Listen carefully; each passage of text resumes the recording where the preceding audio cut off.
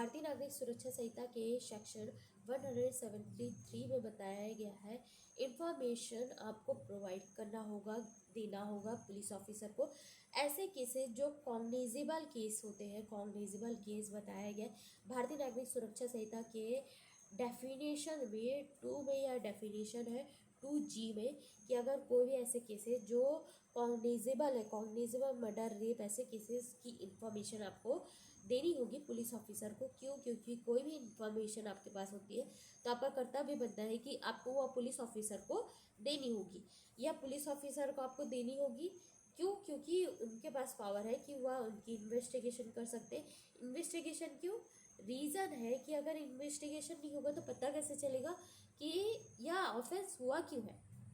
तो सेक्शन 1 में जो बताया गया है डेफिनेशन के बारे में हम समझ लेते हैं। अगर कोई भी ऐसी इंफॉर्मेशन आपके पास में है तो वह कॉग्निजेबल ऑफेंस के अंतर्गत है। कॉग्निजेबल ऑफेंस के अंतर्गत आपके पास कोई भी इंफॉर्मेशन है तो आप ओरली या इलेक्ट्रॉनिक या कम्युनिकेशन के द्वारा ऑफिसर इंचार्ज पुलिस ऑफिसर को यह इंफॉर्मेशन दे सकते हो। सबसेक्शन 1 जो इसकी मतलब प्रक्रिया को बताता है कि आप कैसे कर सकते हो। अगर आपके पास में कोई भी इंफॉर्मेशन है तो आप ओरली दे सकते हो या रिटर्न फॉर्म में दे सकते हो। ओरली का जो भी मतलब प्रोसेस है वो क्या होगा कि अगर आपके पास कोई इंफॉर्मेशन है तो आप उसे बताओ, पुलिस ऑफिसर को बताओ, वह उस इंफॉर्मेशन को कम्प्लीटली लिखेंगे जैसे आपने देखा है, जैसे आपने उस चीज़ को कम्प्लीटली, आपके पास जो इंफॉर्मेशन है वैसे ही वह इंफॉर्मेशन लिखी जाएगी। उसके बाद वह जो कॉपी है, जो आपके पास में कॉपी है ना, उसकी जो भी मतलब इंफॉर्मेशन लिखी गई है आपको उसे रीड करने दिया जाएगा। ठीक है? क्यों? क्योंकि गलत तो नहीं लिखा ना, लिखा होगा तो आप उसे ठीक करवा सकते हो। और ऐसे ही अगर आपने रिटर्न फॉर्म में दिया है कोई भी इंफॉर्मेशन, तो रिटर्न फॉर्म में जब भी आप इंफॉर्मेशन दोगे तो आपको वह देखा जाएगा कि आपने जो इंफॉर्मेशन दी है उसके लास्ट में आपसे सिग्नेचर लिया जाएगा कि हाँ ये मैंने दी है इंफॉर्मेशन और आपको यह इंफॉर्मेशन मिल चुकी है, अब आप सिग्नेचर कर सकते हो। ठीक है? सिग्नेचर आपका होना चाहिए क्योंकि एक कंप्लीटली जो प्रोसेस में सिग्नेचर इज मोस्ट पार्ट। तो यह जो इंफॉर्मेशन लिखी जाती है वह पुलिस डायरी में लिखी जाती है। और सबसेक्शन 2 में बताया गया है इलेक्ट्रॉनिक कम्युनिकेशन। पहले यह डिफाइन नहीं था बट इसे अभी कम्प्लीटली ला दिया गया है कि अगर कोई भी ऐसी इंफॉर्मेशन जो इलेक्ट्रॉनिक फॉर्म में है उसे भी कम्प्लीटली उस पर भी एक्शन लिया जाएगा और उस पर्सन के जो भी मतलब इंफॉर्मेशन को सीरियसली लिया जाएगा। पहले अगर हम देखें तो ऐसा नहीं था। तो यह बात करता है सबसे पहले EFIR और सेकंड बात करता है ज़ीरो FIR। बहुत बात कर चुके हैं इसके बारे में हम। ज़ीरो FIR और EFIR यह दोनों की यह बात करता है, मतलब इलेक्ट्रॉनिक कम्युनिकेशन और ऑनलाइन FIR के बारे में यह बात करता है कि अगर कोई भी इंफॉर्मेशन है तो उसे हम अपने नज़दीकी या ऑनलाइन FIR के द्वारा यह कम्प्लीटली कर सकते हैं। जो भी FIR या जो भी आपने इंफॉर्मेशन दी है उसकी एक कॉपी आपके पास रहेगी और एक कॉपी आपके पास और एक पुलिस ऑफिसर के पास रहेगी। ये जो भी आपने जो इंफॉर्मेशन प्रोवाइड की है यही बताया गया है इस सेक्शंस में कि अगर कोई भी जो एक्शन लिया जाता है वो कैसे लिया जाएगा और उसके अकॉर्डिंग ही इस पर एक्शन लिया। अब बात कर लेते हैं ऐसे ऑफेंस हुए हैं जो वुमेन्स के अगेंस्ट है। मतलब ऐसे ऑफेंस हुए हैं जो सेक्शन नंबर 64, 65, 67, 66, 68, 69, 70, 71, 74, 75, 76, 77, 78, 79 एंड 124 के अकॉर्डिंग, अगर BNS के अकॉर्डिंग या कोई भी ऑफेंस हुआ है जो वुमेन्स के अकॉर्ड हुई, मतलब वुमेन्स के जो ऑफेंस हुए हैं, रेप है, गैंग रेप है, यही और हैरेसमेंट है, यही है इस सेक्शंस में। तो अगर इसके अंतर्गत यह ऑफेंस हुआ है तो वहाँ जो भी रिकॉर्डिंग होगी वह वुमेन पुलिस ऑफिसर के द्वारा ही होगी, वुमेन पुलिस ऑफिसर ही होगी। मतलब अगर कोई भी ऑफेंस में अगर रिकॉर्डिंग करने जा रहे हो तो वहाँ होना आवश्यक होगा। और उसके साथ साथ अगर यही ऑफेंस हुआ है वुमेन्स के अकॉर्डिंग या वुमेन्स के अगेंस्ट हुआ है ये ऑफेंस, तो अगर किसी भी तरीके से वह टेम्परेरी तरीके से या परमानेंट तरीके से मेंटली एंड फिजिकली डिसेबल हो गई है और उसकी इन्फॉर्मेशन आपके पास में है, बट आपको वह रिकॉर्ड करनी है। अगर उसकी इन्फॉर्मेशन आपको लेनी है और आपको वह रिकॉर्ड करना है, तो पुलिस ऑफिसर जब भी यह रिकॉर्डिंग करेंगे तो उनकी जो भी इन्फॉर्मेशन ली जाएगी वो पर्सनल रिकॉर्ड के अकॉर्डिंग जब भी यह इन्फॉर्मेशन ली जाएगी तो उनके ही प्लेस में ली जाएगी। ऐसा नहीं किया जाएगा उन्हें फोर्स किया जाए। और जब भी यह इन्फॉर्मेशन ली जाती है तो एक अगर उनका अलग लैंग्वेज है तो एक स्पेशल एजुकेटर जो उनके मतलब लैंग्वेज को बता दे कि हाँ यह क्या कह रही है, जो उनके लैंग्वेज को समझा पाए, और उनके एक फैमिली मेम्बर जिनके साथ वो कंफर्टेबल हो, उन्हें अकेले फोर्स नहीं किया जाएगा। सबसेक्शन बी में बताया गया है कि अगर कोई भी रिकॉर्डिंग करनी है ऐसी इन्फॉर्मेशन जो ऑफेंस हुए हैं तो वहाँ वीडियोग्राफी करना मोस्ट इम्पॉर्टेंट पार्ट होगा। अगर आप वीडियोग्राफी नहीं करते हो तो हो सकता है आपको दिक्कत हो, क्योंकि इस जगह पर वीडियोग्राफी करना इज़ मोस्ट इम्पॉर्टेंट पार्ट।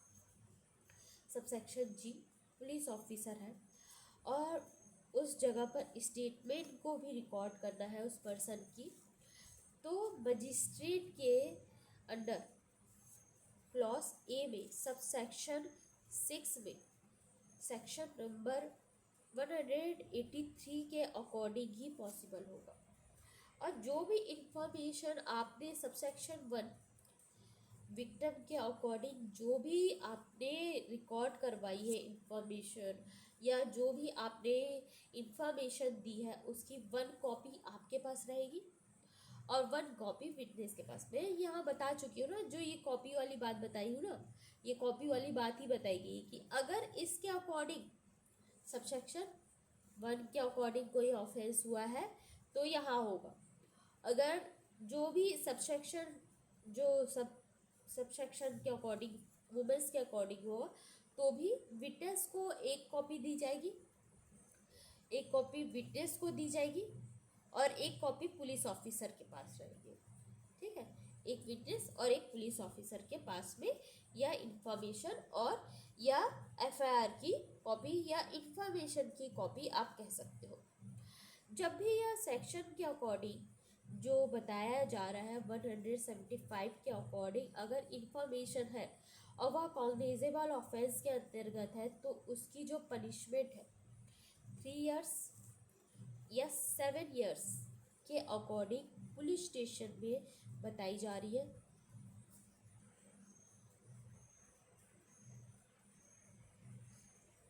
इस सेक्शन में बताया जा रहा है कि अगर सबसेक्शन 1 में जो भी इंफॉर्मेशन रिकॉर्ड करते समय में अगर पुलिस ऑफिसर आनाकानी करे, क्योंकि कभी बार होता है कि पुलिस ऑफिसर मतलब उस जगह पर ना अपना मतलब काम निकलवाने के लिए या वह पुलिस ऑफिसर मिले हुए रहते हैं तो वह इंफॉर्मेशन लेने से मना ही कर देते हैं।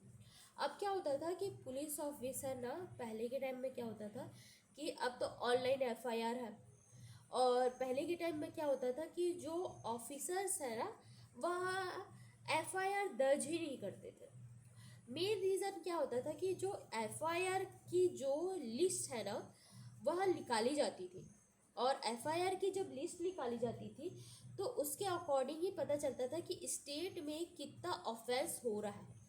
तो पहले क्या करते थे, ऑफेंस पता ना चले स्टेट का, क्योंकि अगर पता चलेगा कि समझ लो कि 1 लाख का अगर केस हुआ है और पुलिस ऑफिसर लिख ही नहीं रहा है लेकिन स्टेट में जा रहा है क्योंकि वह दर्ज ही किए हैं 30,000, तो लगेगा कि भाई यहाँ तो क्राइम रेट बहुत कम है और जवाब देना कम पड़ेगा।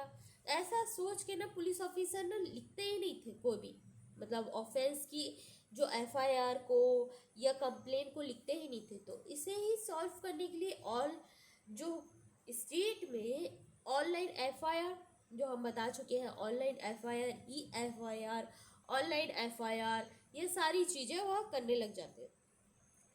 तो इस जगह पर क्या होता है कि अब एफआईआर तो ऑनलाइन हो गया, तो उस टाइम पर भी समझ लो कि अब कोई ऐसा ऑफिसर है, तो अगर आपकी इंफॉर्मेशन नहीं लिख रहे हैं तो आप सुपरिटेंडेंट पुलिस ऑफिसर को वह इंफॉर्मेशन दे सकते हो।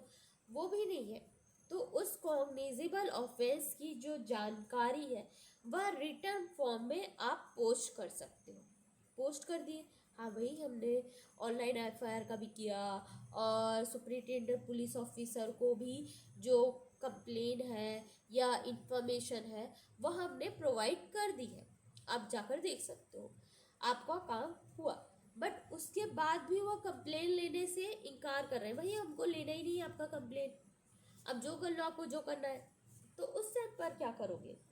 तो अगर सुपरिटेंडेंट पुलिस ऑफिसर भी मना कर रहे हैं भाई कि आप जो कर लो, आप एड़ी चोटी कर लो, कुछ भी कर लो, ऐसे ही बोलते हैं ना, वो कर लो, मुझे नहीं पता, मैं आपका एफआईआर नहीं लेने वाला, बड़ा ढीठ हो गया भाई सुपरिटेंडेंट पुलिस ऑफिसर। तो अब आप क्या करोगे? पोस्ट से भी करो तो वो कर ही नहीं रहा एक्शन, आपको तो पता चल जाएगा ना एक्शन लिया जाएगा। तो आपके पास इस सेक्शन के अकॉर्डिंग कुछ आपको सुविधा प्रोवाइड की जाती है कि अगर ऐसा होता है तो आप जो भी इंफॉर्मेशन है वो आपको पावर के अकॉर्डिंग, आप पुलिस ऑफिसर जो स्टेशन के अकॉर्डिंग नहीं लिया गया है तो आप जो एप्लीकेशन को मजिस्ट्रेट के पास भी दे सकते हो, और फिर मजिस्ट्रेट के पास आएगा तो वह बता सकते कि हाँ यहाँ तो कॉग्निजेबल ऑफेंस है, तो वह इस पुलिस ऑफिसर को ऑर्डर देंगे कि इस पर एक्शन लो। तो अगर आपके पास में कोई ऑफिसर आपकी जो इंफॉर्मेशन नहीं ले रहे, सुप्रिटेंडेंट भी नहीं ले रहे, तो आप उसे कंप्लीटली इंफॉर्मेशन को मजिस्ट्रेट को दे सकते हो। मजिस्ट्रेट को वह प्राइवेट कंप्लेन के रूप में या एप्लीकेशन के रूप में वह प्रोवाइड कर सकते हो और वह मजिस्ट्रेट उस पर एक्शन लेंगे।